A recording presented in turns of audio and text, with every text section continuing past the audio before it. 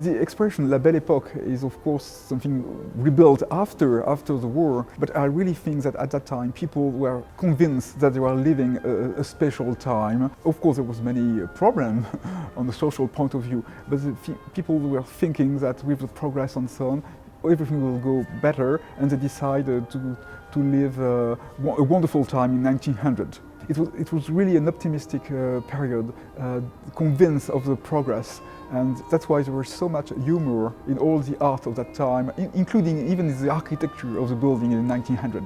Among the surviving buildings there is the Petit Palais, which is a fascinating combination of technical progress, a lot of concrete, iron and so on, and so many ornaments. Everything is gold, is gilded with mosaics and so on. I think it's not arrogant to mention that Paris at that time was the capital city of the art. It was of course a great exhibition. Everybody wants to make it a real success. It opened a new century after a century of great scientific discovery, but it was less scientific perhaps than the former one in 1889 with the Eiffel Tower, the triumph of the iron architecture. In 1900 had to be a real feast for everybody, so everything was displayed has something pleasant for the people, and it attracts more than 52 million visitors, which is huge, much more than the population of France. This period is incredible in Paris because of many French artists like Rodin or Claude Monet and many others, but also because the city succeeds to attract many foreign artists from everywhere, including also the collector, everything to build a real world of art with great creators, has Mucha for the decorative art or posters, or the impressionists, but also still the academic like Bouguereau and many other tendencies like symbolism and others. A great moment for the art. The Art Nouveau style is a real revolution for the 19th century because instead of being inspired by the antiquity or the medieval age or the Renaissance time, for the first time in this century you have something based on the new sources, which are the nature, the curves of the trees, of the flowers, the insects. So it's very innovative.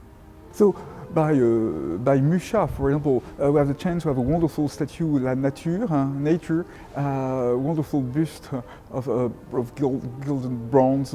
It's wonderful and very enigmatic portraits.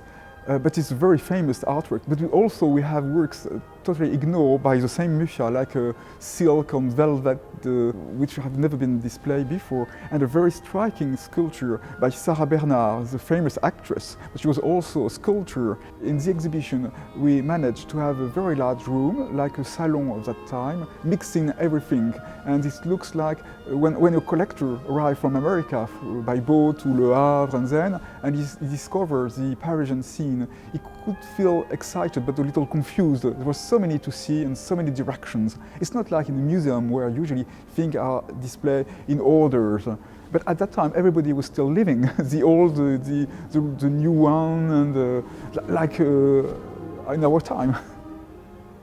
Paris was really a dancing city with innovative ballet, but also all the cabaret, the musical, and the French cancan. And so we are playing in Montmartre, in sometimes some very small places or larger, like the Moulin Rouge. But also we have the official ballet of the opera and a great dancer. Some of the dancers became very famous also as a courtesan, so it's another side of the Parisian life.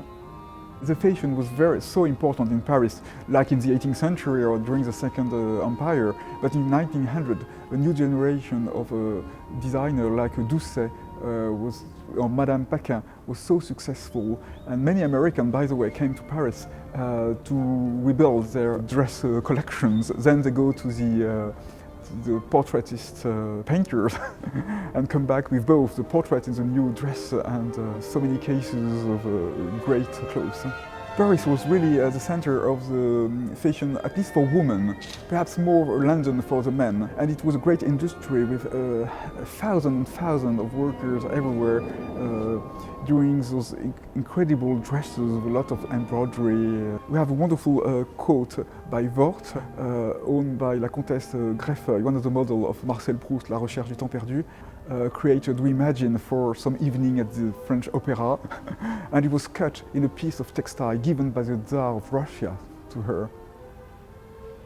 Among the attractions of Paris at that time, there is also the nightlife and the Maison Close, now famous because of Toulouse-Lautrec. And we have a small room devoted to the life in those places. Difficult life, of course, for the woman, but very exciting for many important people, like the Prince of Wales, the next Edward VII. He had his special rooms in one of those houses and special furniture designed for him and his pleasure. At the end of the exhibition, as a conclusion, there was an incredible paintings by Henri Gervex, a large-scale painting displayed at the Salon by the annual exhibition. And it shows the famous restaurant, a very fashionable one, the Pré-Catelan in the Bois de Boulogne. And which is striking, we see from outside, like in an aquarium, many famous people at that time, but it's mixed. A famous politician man from the right side, Liane de Pougy, who was a courtesan, and everybody is together from outside. It's very striking that such a cosmopolitan society living at that time.